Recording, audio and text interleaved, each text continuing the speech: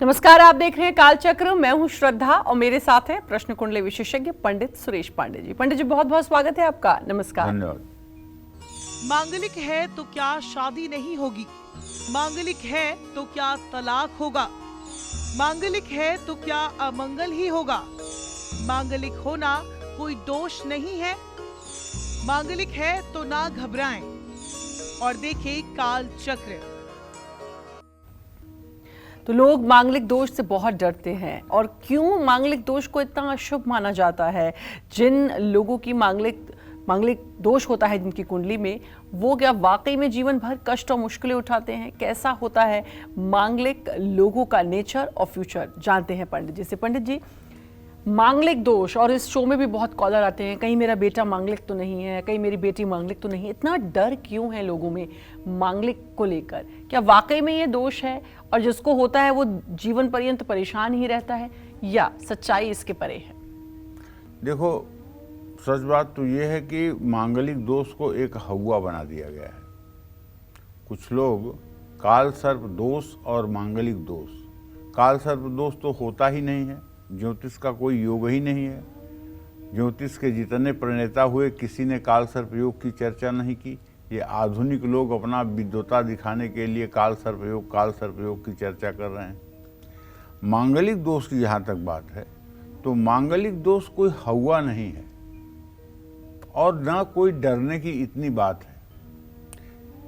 लगभग 60% लड़के और 60% लड़कियां मांगलिक होते ही हैं, और जब उतने लड़के उतने लड़कियां मांगलिक हैं तो फिर डरने की क्या बात है। दूसरी बात, आज का कार्यक्रम हमारा इसलिए विशिष्ट है कि आज हम सिर्फ इस बात पर नहीं चर्चा करेंगे कि मांगलिक है तो क्या होगा। आज हम इस बात पर चर्चा करेंगे कि जो लोग मांगलिक हैं उनके अंदर और कैसा वैशिष्ट्य होता है, अर्थात उनका नेचर कैसा होता है, उनका फ्यूचर कैसा होता है, उनका आत्मविश्वास कैसा होता है, उनका एम्बिशन, उनकी महत्वाकांक्षा कैसी होती है, उनके अंदर कार्य करने की क्षमता कैसी होती है, उनकी आर्थिक स्थिति कैसी होती है। इन विषयों पर चर्चा करेंगे। केवल मांगलिक होना अभिशाप नहीं है। तो आज का विषय हमारा निसंदेह आपकी कल्पना के परे है, इसलिए आज का कार्यक्रम बड़े ध्यान से देखिएगा। और मैं विश्वास के साथ कहता हूं, यदि आपको पता होगा कि आपका मंगल किस भाव में है तो आपको मजा आ जाएगा कार्यक्रम सुन करके। जो लोग मांगलिक होते हैं वो बाकी लोगों की तुलना में ज्यादा डिसिप्लिन में रहते हैं, अनुशासित रहते हैं। ऐसे लोग हर काम योजना बनाकर करना पसंद करते हैं। मांगलिक लोग जो भी काम शुरू करते हैं उसको अंजाम तक पहुंचाकर छोड़ते हैं। मांगलिक लोग साहसी और निडर होते हैं, क्योंकि मंगल साहस और पराक्रम का प्रतिनिधि है। बड़ी से बड़ी मुश्किल या संघर्ष से ये नहीं घबराते हैं। इनका व्यक्तित्व प्रभावशाली होता है और लोग इनकी तरफ जल्दी आकर्षित हो जाते हैं। तो ये मंगल ग्रह का प्रभाव है। डरने जैसी कोई बात मांगलिक होने की नहीं है। ये एक प्रकार से हवा लोगों ने बनाया हुआ है, और ये हवा है नहीं। हकीकत में 60% लड़के 60% लड़कियां मांगलिक होते ही हैं, इसमें कोई संदेह की गुंजाइश नहीं है।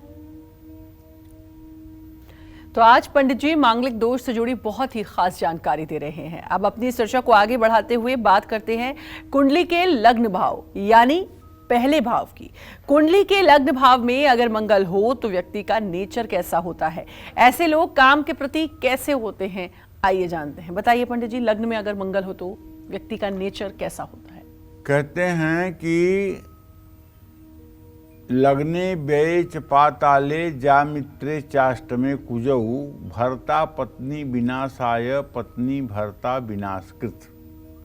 लग्न में 12वें भाव में, चौथे, 7वें, 8वें भाव में अगर मंगल हो तो ये पति पत्नी के लिए और पत्नी पति के लिए हानिकारक होता है।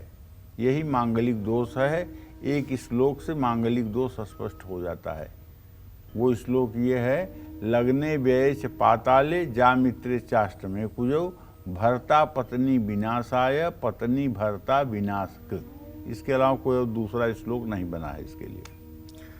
दक्षिण भारत में तमिलनाडु, आंध्र प्रदेश, कर्नाटक, केरल में द्वितीय भाव के मंगल को भी मांगलिक माना जाता है, लेकिन उत्तर भारत में उसे मांगलिक नहीं माना जाता है।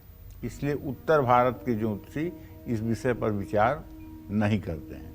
जैसे दक्षिण भारत में अष्टोत्तरी दशा चलती है 108 वर्षों की, और भारत के उत्तरी भाग में विंशोत्तरी दशा चलती है 120 वर्षों की।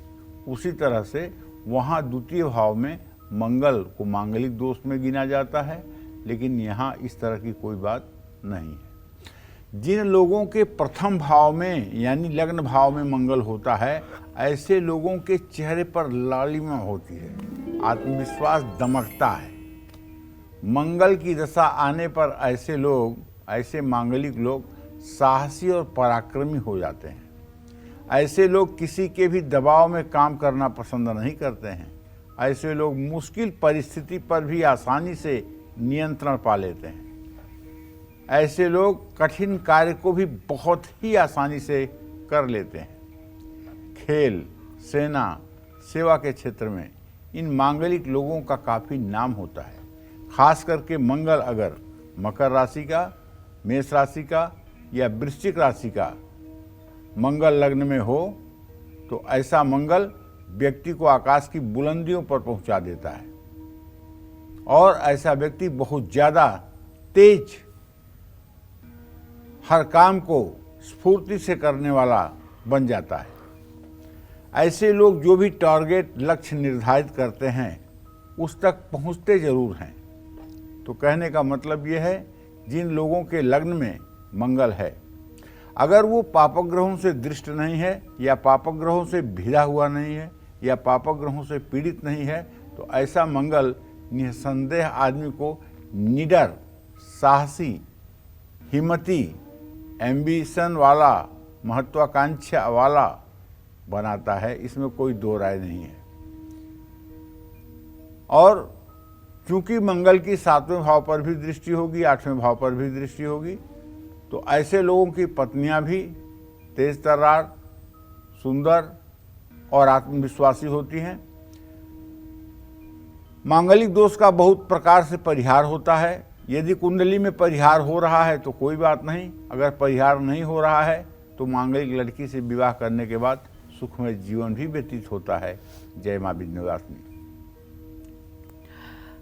तो हम मांगलिक दोष के बारे में चर्चा कर रहे हैं, और भी बहुत सारी जानकारी और भी बहुत सारे भ्रम है जिसको पंडित जी दूर करेंगे, और साथ ही राशियों की तरफ बढ़ेंगे। आपकी आर्थिक स्थिति कैसी रहेगी हर राशि की, कामकाज, रिश्ते, शुभ उपाय क्या है, शुभ अंक, शुभ रंग, ये भी जानेंगे। लेकिन उससे पहले जम्मू से कॉलर जुड़ चुके हैं हमारे साथ। विहार जी, बहुत बहुत स्वागत है।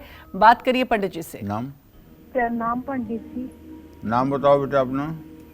नेहा पंडित जी। नेहा? हाँ जी। हाँ, जरा जोर से बोलो नेहा, आवाज नहीं आ रही आपकी। पंडित जी, मेरी जन्म तारीख है 9/10/1995, रात 2 बजे का जन्म है जी। तो मुझे अपने नौकरी के लिए, सरकारी नौकरी के लिए पूछना है कि वो लग सकती है या नहीं, और अपनी शादी के लिए शादी नहीं हो पा रही तो उसके लिए क्या उपाय करूं? सरकारी नौकरी तो नहीं लगेगी, बहुत स्पष्ट बात बता दे रहा हूँ। सूर्य मंगल 6ठे 8वें बैठे हुए हैं। सूर्य अभी भी नीच का बैठा हुआ है प्रश्न काल में, तो सरकारी नौकरी में तो अपना समय बर्बाद करने की कोशिश मत करिए। बाकी आपका जीवन ठीक रहेगा, सुखी जीवन रहेगा, और बहुत ही सम्मानजनक तरीके से आपका जीवन यापन होगा। लेकिन सरकारी नौकरी का उम्मीद, आशा छोड़ करके अपने करियर को दूसरे क्षेत्र में बनाने की कोशिश करिए।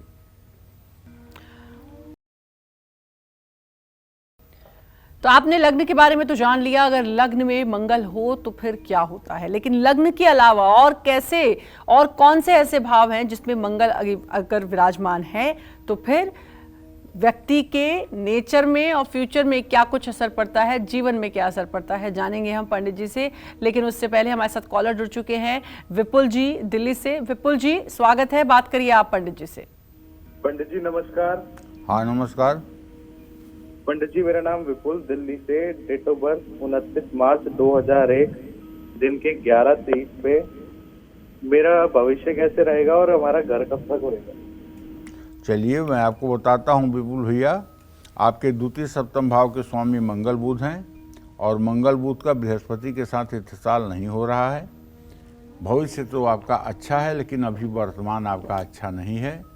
23 फरवरी 2025 के बाद आपका समय बहुत अच्छा शुरू होगा, घर भी बनेगा और आपके जो भी सपने हैं अधूरे वो भी पूरे होंगे।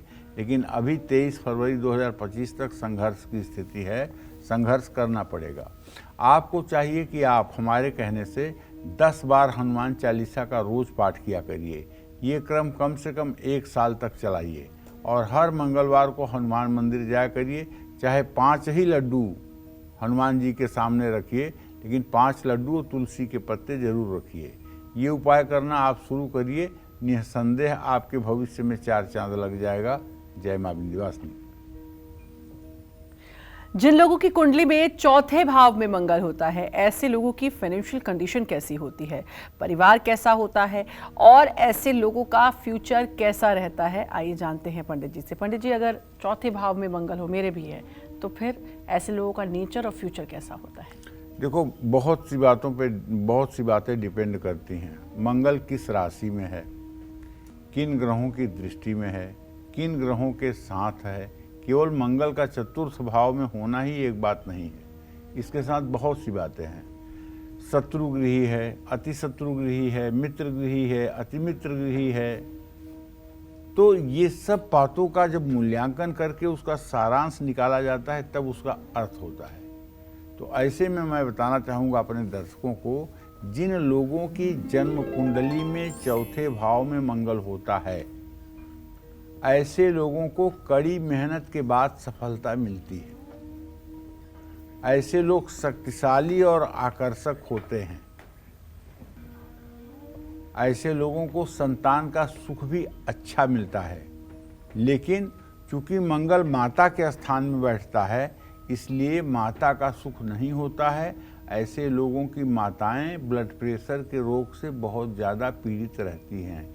यहाँ तक कि ऐसे लोग गर्भ में जब आते हैं तब भी माँ का ब्लड प्रेशर और शुगर दोनों हो जाता है, जो पहले नहीं रहता है। ऐसे लोगों को संपत्ति और वाहन का सुख हमेशा मिलता है, इसमें कभी कोई कमी नहीं आती है।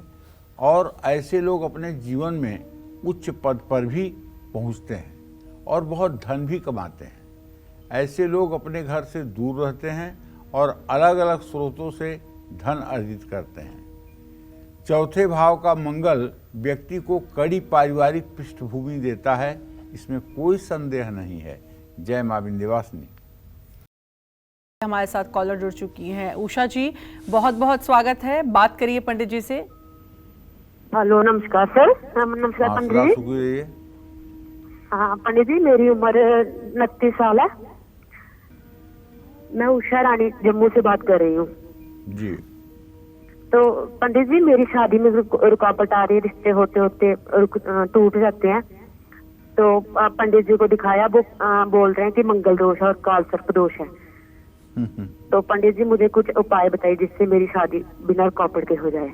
जो पंडित जी ऐसा कह रहे हैं उनसे कह दो कि आप बताओ, गारंटी के साथ मंगल और राहु की शांति करवा देती हूँ और आप बढ़िया शादी करवा दीजिए। काल सर्प जो दोष, मंगल दोष और पितर दोष के अलावा किसी को कुछ आ ही नहीं रहा है बोलने के लिए। सच बात यह है कि आपके विवाह में दोष का कारण ये है कि शुक्र ग्रह आपका अस्त है और शुक्र ग्रह जो है ये विवाह का कारक है, काम का कारक है। जब तक शुक्र ग्रह उदय नहीं होगा तब तक विवाह कार्य बनेगा नहीं। आप ओम सुं शुक्राय नमः, एक छोटा सा मंत्र है, इसका रोज नहा करके 10 माला जप सुबह किया करिए। दुर्गा जी के चित्र के सामने एक घी का दिया जला दिया करिए। 72 दिन तक ये मंत्र आप करिए। जब अशुद्ध रहिए तब इस मंत्र को मत करिए 5 दिन। इसके बाद 72 दिन तक इस मंत्र को करिए।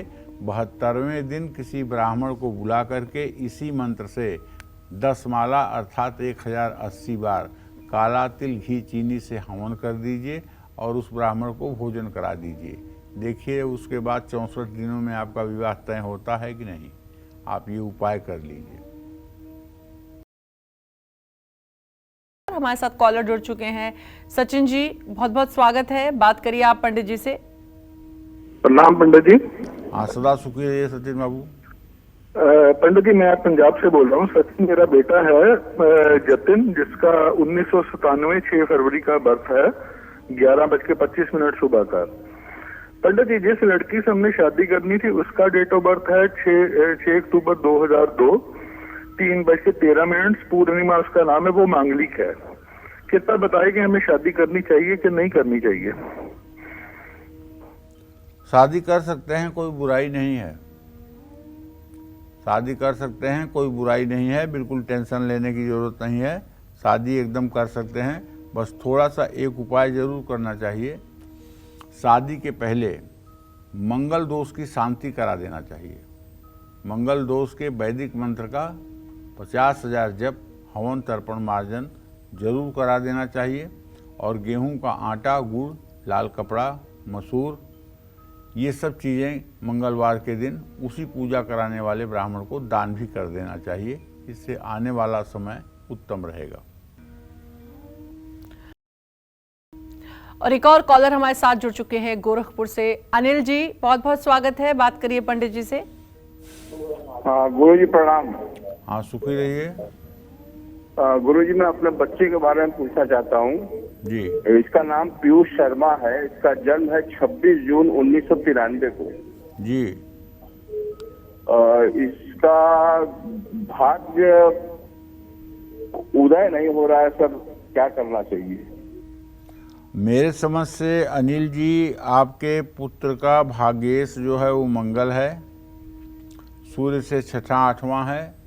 भाग्योदय के लिए मेरी समझ से एक 7-8 रत्ती का मूंगा चांदी की अंगूठी में बनवा करके दाहिने हाथ की अनामिका उंगली में मंगलवार को सुबह शुक्ल पक्ष में धारण करवा देना चाहिए। और दूसरा उपाय, धरणी गर्भ संभूतम विद्युत कांत समप्रभम कुमारम शक्ति हस्तम च मंगलम प्रणमाम्यहम, इस मंत्र का 10 माला 50 दिन तक जप कर लेना चाहिए। ये दोनों उपाय कर लेने से भाग्य सहायक होगा और जो भी मनोकामना होगी वो पूरी जरूर होगी। जय मां विंध्यवासिनी। जूते चप्पल का चोरी होना शुभ है या अशुभ?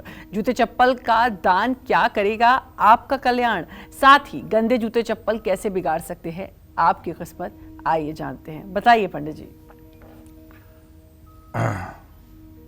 बहुत आपने सुना होगा बारात में जूता चोरी हो गया।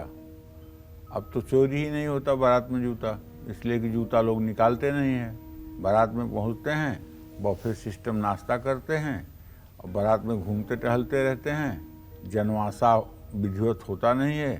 पहले जनवासे में लोग जूता चप्पल निकाल कर आराम करते थे, तब जूता चप्पल चोरी होता था।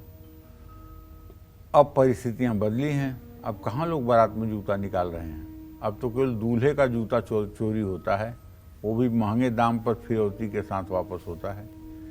शनि कुंडली में अगर खराब फल दे रहा है और शनि की दशा में अगर कष्ट मिल रहे हैं, कष्ट तो मिलेगा ही। शनि दुख प्रदगे और राहु ऐश्वर्यदायक। शनि महाराज दुख देने के लिए ही हैं और किसी काम के लिए नहीं है। तो शनि की महादशा में अगर कष्ट मिल रहा है तो ऐसे में जूते चप्पलों का चोरी हो जाना शुभ माना जाता है। इसके साथ ही शनि की कृपा पाने के लिए शनिवार को शनि मंदिर में जूते चप्पलों का दान करने से भी लाभ मिलता है। शनिवार या अमावस्या को घर से कबाड़ निकालने से भी ज़्यादा फायदा होता है। कुछ लोग जूता चप्पल दान को बहुत बुरा मानते हैं। हिंदुस्तान में देहरादून में एक संत जी थे, बहुत बड़े संत। तो उनके यहाँ सभी उनके भक्त जा कर के सब सामान और चीज़ें दे रहे थे। तो एक शिष्या थी जो ले जाकर चप्पल दी। तो लोग उसको टोकने लगे कि तुम्हारी हिम्मत कैसे, गुरुजी को चप्पल दे रही हो, चप्पल दे रही हो। उन्होंने कहा गुरुजी ने कि तुम लोग हमारा चेहरा देखते हो, हाथ शरीर देखते हो, इसलिए तुम लोग वो सामान देते हो। वो केवल मेरा चरण देखती है, इसलिए उसने मुझे चप्पल ला के दिया। तो कहने का मतलब श्रद्धा की बात है। जिन लोगों की कुंडली में राहु केतु ठीक नहीं है या जिन लोगों पर राहु या केतु की दशा चल रही है और वो बुरा प्रभाव डाल रहे हैं, तो ऐसे लोगों को अपने घर के अंदर कभी भी जूता चप्पल पहनकर नहीं आना चाहिए। हमेशा रसोई में बैठकर भोजन करना चाहिए, और भोजन ना कर पाएं तो राहु को मजबूत करने के लिए जूते चप्पल पहनकर कभी भी भोजन ना करें, ये बात ध्यान रखें। जय मां विंध्यवासिनी। पंडित जी, बहुत अच्छी जानकारी आपने दी। मांगलिक दोष के जितने भी भ्रम थे उनको दूर किया, साथ ही जूते चप्पलों का दान कितना सही है ये भी आपने बताया। अपना समय दिया उसके लिए आपका बहुत बहुत धन्यवाद।